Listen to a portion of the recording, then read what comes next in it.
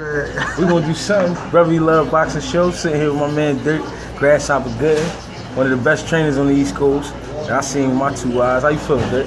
I'm alright, yourself, Greg. I'm alright. So what's new? What's been going on? Same old shit, Philly boxing.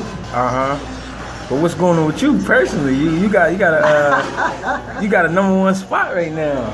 I'm just waiting for the RBO with Paul get back and do the 2016 Olympian 152 pounds Kroll. The one that wasn't supposed to make it. That's what they say. Hey, he ain't lying either. Everybody had him. It was about 5 guys coming out of Philly, and I think Paul was the 5th one. Everybody said maybe because he might be too small, but he turned out to be the big man of the division. So how you feel about that? I feel good. I don't understand why he wasn't supposed to be the one to make it. Like hard work. Yeah. Hardest working dude in the bunch. That's true. Why wasn't he supposed to make it? Why? I don't know.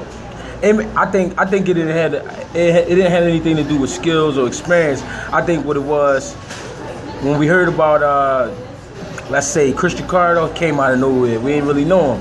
When we heard about Boots Ennis, came out of nowhere, we didn't really know him. He had a few fights before he turned urban class, but then it was like when he got out there, he really jumped out there. And then Darmani Rock, of course, he was, at the time, a lot of people felt like was playing around with the sport, and once he took it serious, he jumped out of there. So it was like they kind of took away from Paul hard work. And they didn't take away because everybody just was doing their job. But it was like, damn, we forgot about Paul. They forgot about Paul, period. That's all I'm saying. So? I don't understand that. I didn't though. They looked at him, and they looked at what he was doing out in the Nationals. They'd have said, they'd have knew, but they just didn't pay attention to him. I paid plenty of attention. I knew he was going to do it. Right. Like when the boy first walked in the gym, I knew he was going to do it. Yeah, that's amazing, man. How that feel though as a coach?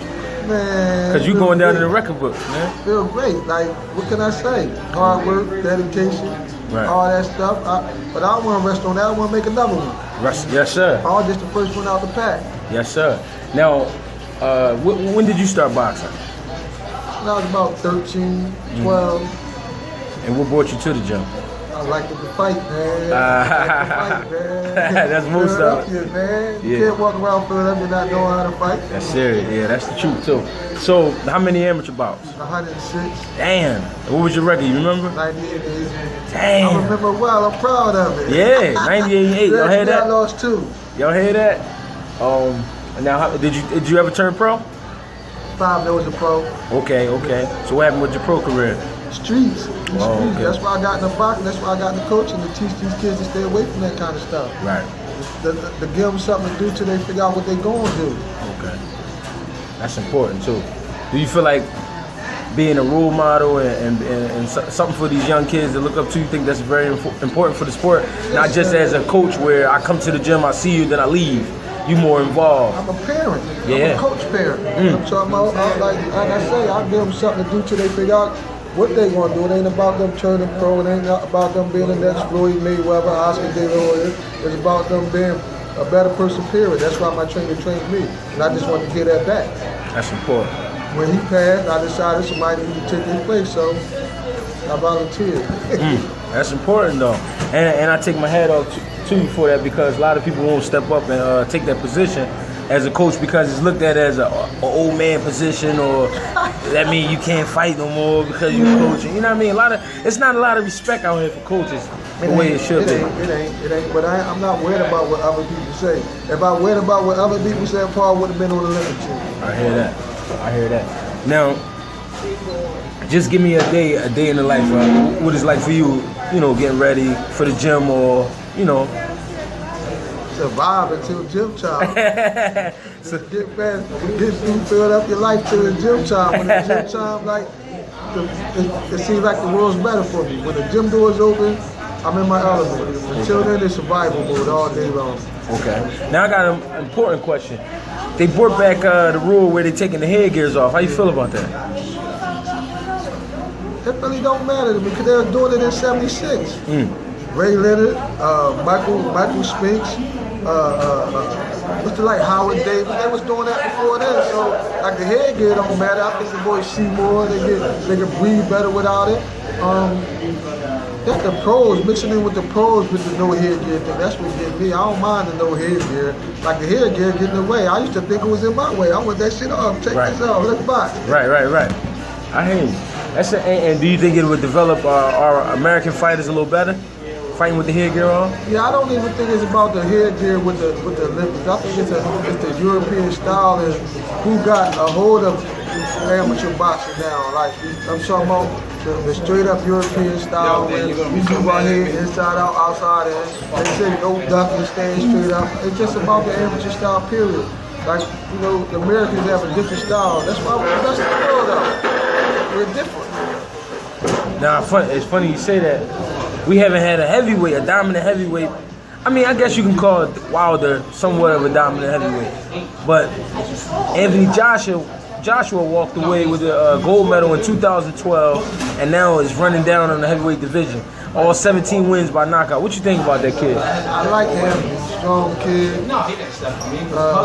Puncher. But he hasn't fought nobody yet. When he fights somebody with fun, I want to see what happens when he get hit, because y'all seen him in the Olympics. He got gifts. He got gifts all the way through. I'm not taking that away from his talent, but I'm talking about on some real stuff. I want to see him fight somebody. I want to see him fight a Deontay Wilder. I'm talking about I want to see him fight a Chris Arreola, a Ben Sterling. Man, that's what it's going to tell. Right now, it's just, we know boxing. They move people, put people in positions, and you really don't have to fight nobody till that real money on the table. When that real money on the table, you have to fight somebody. We find out about you. So when we see him fight a real top dog, then we can say, yeah, I like him, but yeah, hyped up. The verdict's still out. Yeah, he hyped. He stole the IBF title. Yeah, it was a gift. Martin sold it to him. Went over there and let him have it. I was kind of, I ain't gonna lie, I was kind of irritated by that, the fact that it would only went 2 rounds. And it seemed like Martin didn't even train for the fight. Man, he sold that, though. He went over there, got the biggest check of his life and laid down. Like, sometimes when a fighter's not hungry no more, you'll see it. Like, I don't fight, I got my check. Like, that hunger keeps a fighter. Like, a fighter got to keep his hunger. Floyd is an exception. Floyd always kept his hunger. I respect Floyd. All the money Floyd made, all the money he's going made, he kept that hunger. Now, being from Philadelphia as a fighter and a coach, do you think that gave you advantages as far as knowledge? Of course. I was around some great ones. Fred Jenkins, Bozy is, Hassan Abdul Haq, my trainer. Greg, I'm talking about I learned from all y'all. I talk my stuff, but you know, there's no book to boxing, man. There's no book to it. I steal from all. I have my own thing. I steal from other people. I just stole things I see from other cities. Like, there's no book to boxing. Everybody want to act like they got the game down pat, but each and every one of us learn from somebody. We mimic somebody, we pick something up, and that's how you create. That's how you create the best fighters in the world. Like, and here in Philly, we got the best minds, the best fighters, the best coaches, the best promoters. Like, we the best. I hear that. Now, do you feel like when you get to travel with your fighters, do you go in with a confidence, like, I got so much that I know, so much that I've been up against, is really nothing that could really beat me? I don't do that. Because some DC fighters, the Cincinnati fighters, the Texas fighters, California, they all can fight. Everybody tough. So, like, yeah, everybody tough. Like, but just take nothing away from them. I just feel like Philly the best. Yeah. Like, I don't take nothing away from them. Like Coach Kyle and what's the headbanger camp down there in DC? Barry Hunter. Yeah. They got with those dudes. You get past them DC boys, you get past them New Yorkers, like, you know you can fight. You know, that's why I take my boys. I walk them down there and say, I want to fight the champ. You want to fight the champ? Yeah, we want to fight the champ. Because it ain't about right now, it's about later on down the road, about the ending result. Okay. I'm talking about, so. Now, what's one thing that you wish was different?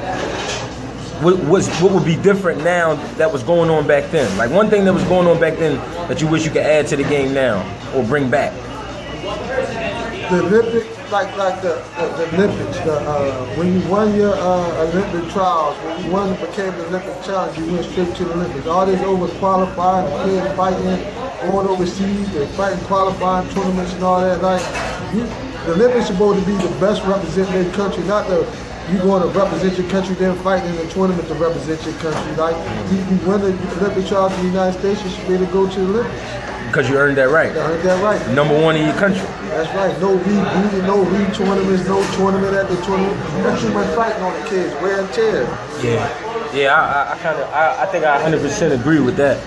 Now, give me some of give me maybe your top 5 pro fighters right now that you enjoy watching.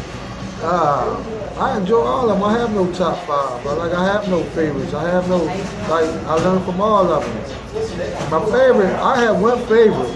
One favorite right now. I think he's the best pound for pound in the world. I don't give him no props. Andre Ward. Defense, offense. Defense to offense, his transition is smooth. He's the best. Best. Haven't lost since he was 10 years old. Like, they keep talking about Golovkin. I want to see him fight Ward. That was my next question. Golovkin seems to be scaring the 160 division, and guys is running away from him. How you feel about that? He's a big, scary motherfucker, man. What you mean?